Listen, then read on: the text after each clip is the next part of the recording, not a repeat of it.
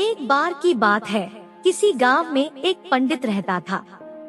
वैसे तो पंडित जी को वेदों और शास्त्रों का बहुत ज्ञान था, लेकिन वह बहुत गरीब थे। ना ही रहने के लिए अच्छा घर था और ना ही अच्छे भोजन के लिए पैसे।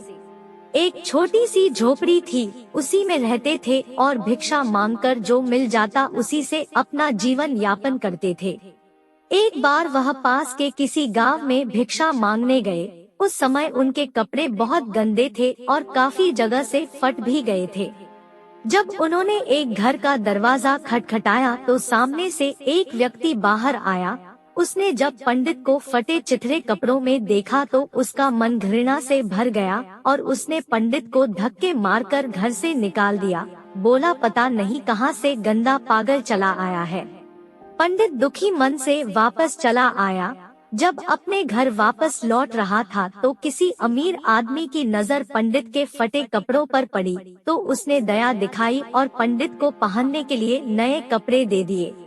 अगले दिन पंडित फिर से उसी गांव में उसी व्यक्ति के पास भिक्षा मांगने गया। व्यक्ति ने नए कपड़ों में पंडित को देखा और हाथ जोड़कर पंडित को अंदर बुलाया और बड़े आदर के साथ थाली में बहुत सारे व्यंजन खाने को दिए। पंडित जी ने एक भी टुकड़ा अपने मुंह में नहीं डाला और सारा खाना धीरे धीरे अपने कपड़ों पर डालने लगे और बोले, ले खा और खा।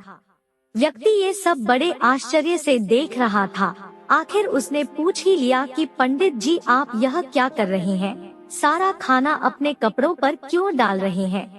पंडित जी ने बहुत उत्तर दिया, क्योंकि तुमने ये खाना मुझे नहीं बल्कि इन कपड़ों को दिया है, इसीलिए मैं ये खाना इन कपड़ों को ही खिला रहा हूँ।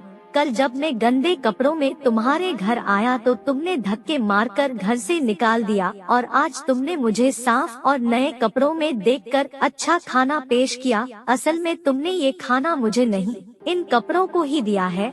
वह व्यक्ति यह सुनकर बहुत दुखी हुआ। किसी व्यक्ति की महानता उसके चरित्र और ज्ञान पर निर्भर करती है। पहनावे पर नहीं, अच्छे कपड़े और गहने पहनने से इंसान महान नहीं बनता, बल्कि उसके लिए अच्छे कर्मों की जरूरत होती है। यही इस कहानी की प्रेरणा है।